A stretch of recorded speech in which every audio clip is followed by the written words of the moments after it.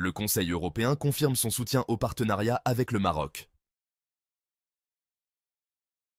Lors de son sommet à Bruxelles, le Conseil européen a réaffirmé l'importance de son partenariat stratégique avec le Maroc, réitérant son engagement à maintenir des relations étroites avec le Royaume.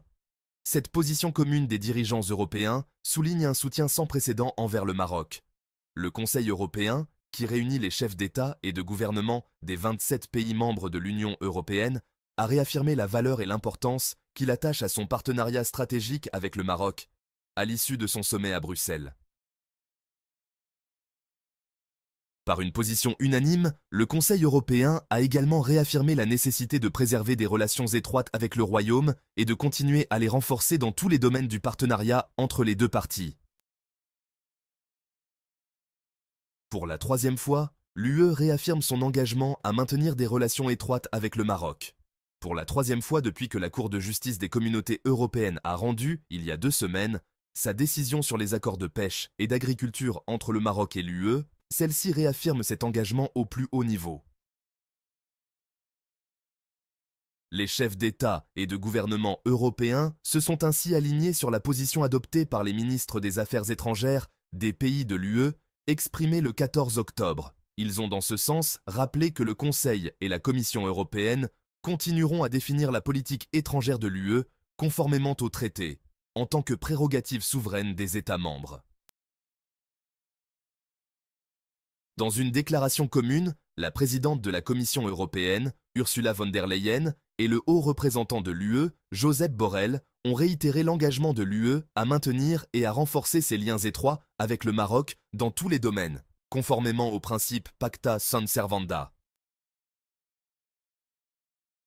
Ces déclarations de tous les dirigeants européens revêtent une forte teneur politique et assènent un coup dur à l'Algérie, qui a tenté d'exercer des pressions en convoquant les ambassadeurs de 12 pays européens dont les gouvernements ont exprimé leur soutien au Maroc à la suite de l'arrêt de la Cour de justice de l'Union européenne. Aussi, cette position européenne commune de soutien au Maroc constitue-t-elle une réponse cinglante de l'UE à l'Algérie et à ses pantins du Polisario.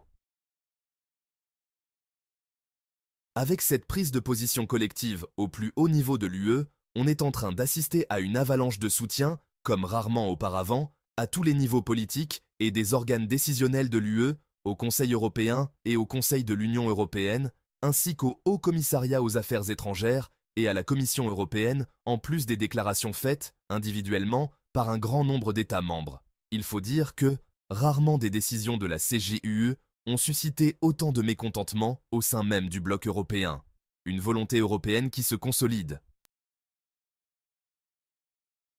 Commentant à Express les implications de cette position, Abdel Fattah Balaamchi, professeur de relations internationales et de droit international à l'université Qadi Ayad, a souligné que la Cour européenne s'est retrouvée isolée et en dehors du consensus. Et bien qu'elle soit un organe de l'UE, elle ne dispose pas de compétences en matière de politique étrangère. Balaamchi a en outre salué la décision du sommet européen de Bruxelles, après que les gouvernements et les États membres ont unanimement exprimé leur ferme volonté de promouvoir et de renforcer le partenariat stratégique avec Rabat, soulignant que, indépendamment de l'aspect juridique, la décision de la Cour et les motifs de sa formulation ont été élaborés d'une manière politiquement orientée et à la fin du mandat d'un certain nombre de juges qui ont quitté leur poste. Le professeur de relations internationales a aussi insisté sur le fait que la force du partenariat stratégique des Européens avec le Royaume du Maroc tient au fait qu'il va dans l'intérêt de l'Union en premier lieu, faisant remarquer que les relations bilatérales entre le Maroc et un certain nombre de pays et de capitales influentes de l'UE ont franchi un cap à tel point de dépasser le partenariat avec l'UE en tant que bloc, un coup fatal pour les ennemis du Maroc.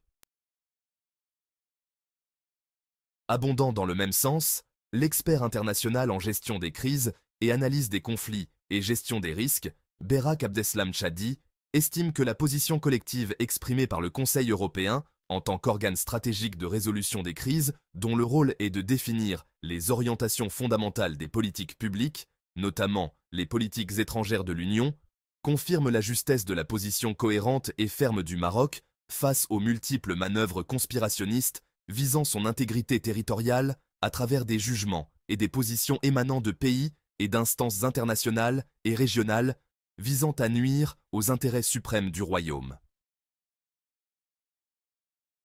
Les décisions des États et des gouvernements, à travers la décision du Conseil européen de continuer à respecter les traités et les accords, mettent fin concrètement à toutes les machinations visant le royaume et ses intérêts supérieurs sur le théâtre européen, et peuvent être considérées comme une réponse européenne claire de la part de la plus haute autorité exécutive de l'UE aux agissements peu diplomatiques de l'Algérie, qui a convoqué les ambassadeurs des pays européens qui ont publié des communiqués consacrant le partenariat avec le Maroc après le récent arrêt de la CGUE dans une ingérence manifeste du régime algérien dans les choix stratégiques des pays de l'UE, a déclaré l'expert à Express.